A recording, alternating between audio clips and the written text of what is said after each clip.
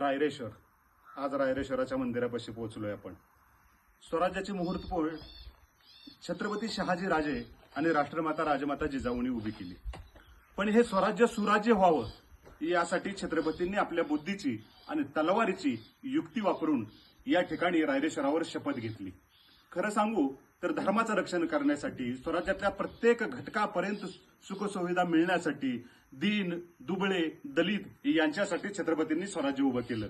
आपल्या ठराविक सवंगड्यासाठी छत्रपती रायरेश्वरावरती आले आणि स्वराज्याची शपथ घेतली. आज या ठिकाणी म्हणजे चैत्र शुद्ध पंचमीला उत्सव आणि यात्रा भरते आणि चैत्र शुद्ध सप्तमीला आजही स्वराज्य शपथ दिन सोहळा या ठिकाणी होतो.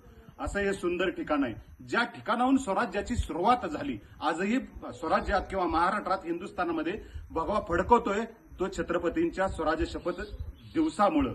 आणि महाबळेश्वर किंवा इतर किल्ल्यापेक्षा महाबळेश्वरपेक्षा 200 फुटांना हा किल्ला मोठा आहे, रायरेश्वर किल्ला. म्हणजे याची समुद्र सपाटीपासूनची उंची जी आहे ती 4994 फूट आहे. सुंदर असं मंदिर आहे, रायरेश्वराचे पिंड आहे. काल या ठिकाणी आम्ही अभिषेक केला. आमचा अभिषेक नारायण जंगम या दादांनी आमच्याकडून करून घेतला. फार छान वाटलं. कधीतरी आयुष्यात एकदा या रायरेश्वरला नक्की भेट द्या, कारण हे रायरेश्वर तुम्हाला जगण्याची उर्मी देईल, पळण्याची ताकद देईल आणि हीच ताकद तुम्हाला समाजात काम करण्यासाठी ऊर्जा देईल. धन्यवाद.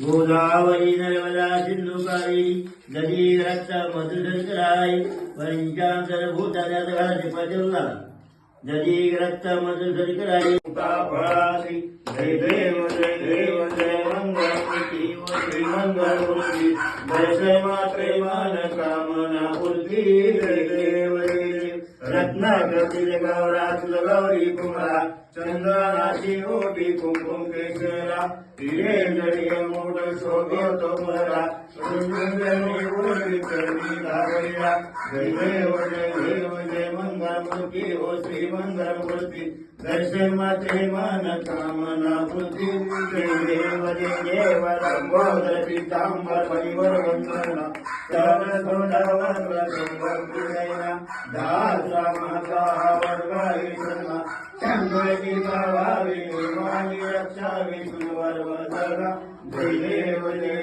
जय मंगलमूर्ती हो श्री मंगलमूर्ती दर्शन मात्रे मान कामना पूर्ती जय देव गौतमची विक्राय. जिथं छत्रपतींनी स्वराज्याची शपथ घेतली आपल्या मावळ्यासह, त्या रायरेश्वरच्या पठारावरती आपण उभे आहोत. साधारणतः पूर्व पश्चिम 17 ते 18 किलोमीटर लांबी आहे या पठाराची.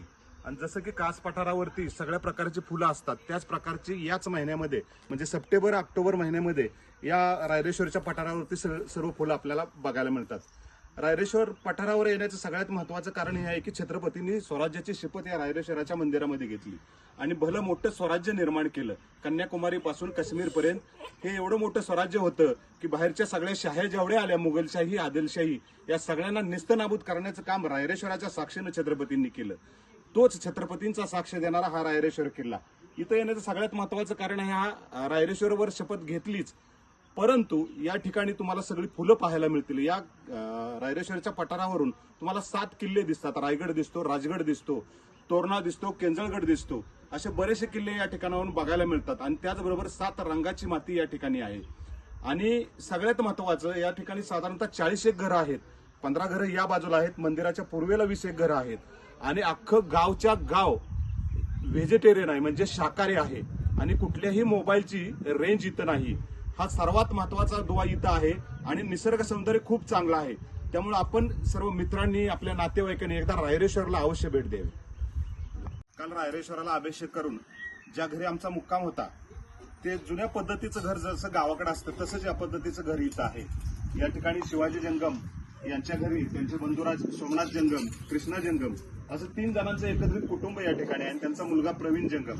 त्यांच्या घरी रात्री आम्ही मुक्कामाला होतो. छानपैकी त्यांनी पाहुणचार केला. तेच घर तुम्हाला दाखवतोय कशा पद्धतीचं, जुन्या पद्धतीचं आहे. आपण आता घरामध्ये प्रवेश करतोय. जसं की जुन्या पद्धतीनं सोफा, माजघर, मधलं घर आणि पडवी असं म्हणलं जायचं, ते जुन्या पद्धतीचं इथं घर आहे बघा. म्हणजे थोडंसं कवी भाषेत बोलायचं गेलं तर सारवलेल्या भुईला शेणाचा वास आहे, पण माऊलीच्या हाताला अत्तराचा सुवास आहे. त्याच पद्धतीचं हे घर आहे. रात्री आम्ही या ठिकाणी मुक्काम केला. छानपैकी आमची इथं सोय केलेली होती आणि या घरामध्ये तो गोडवा आहे, तो गारवा आहे, ती आपुलकी आहे, ते प्रेम आहे. म्हणून तुम्ही रायरेश्वरला ज्या ज्या वेळेला याल त्यावेळेला या घराशी, या कुटुंबाशी तुम्ही जोडले जाल. माणसं खूप चांगली आहेत, प्रेमळ आहेत. मुळातच कोकणातली माणसं चांगली असतात. आपण घाटी लोक म्हणजे सातारकडची लोक, पण इथं आल्यानंतर ती आपुलकी, ते प्रेम तुम्हाला घरच्यासारखं मिळतं. तेच घर मी तुम्हाला आज दाखवतोय. म्हणजे आपण सोप्यातून, पडवीतून असं मधल्या घरात जातोय. मधल्या घरात गेल्यानंतर इथं सुंदरपैकी देवार आहे. या देवाचं दर्शन गेल्यानंतर, सकाळी घेतल्यानंतर मग आपली सुरुवात होते आंघोळ केल्यानंतर. छानपैकी देवारा या ठिकाणी आले आहेत.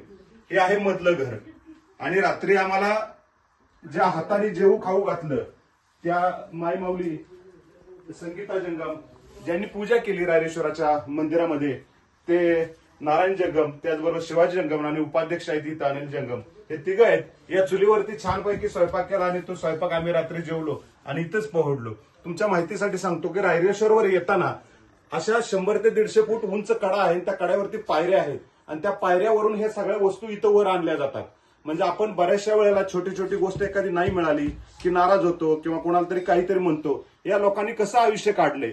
छत्रपतींनी ज्या वेळेला स्वराज्याची शपथ घेतली त्यावेळेला एक जंगम कुटुंब कर्नाटकवरून आणलं होतं. त्याच कुटुंबाची एवढी मोठी उत्पत्ती झालेली आहे. म्हणजे साधारणतः 500 लोक या गावामध्ये आहेत आणि तेच अख्खं गाव जंगम आहे.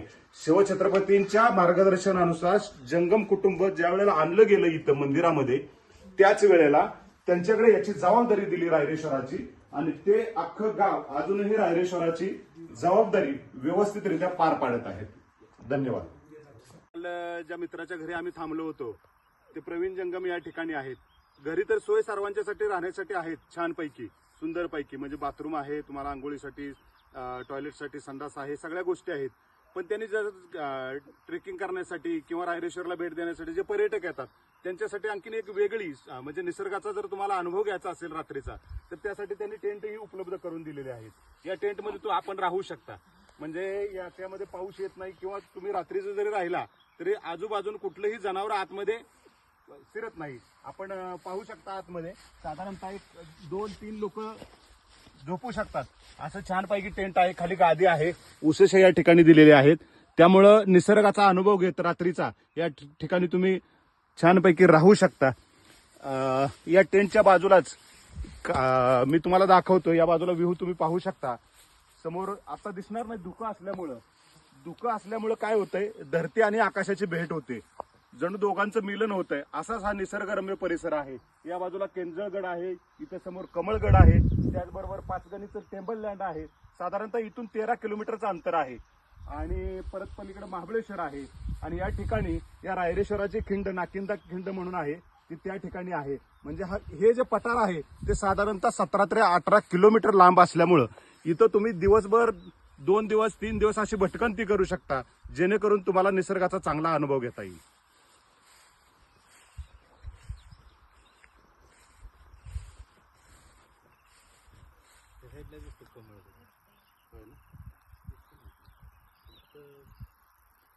कावड आता दिसत नाही.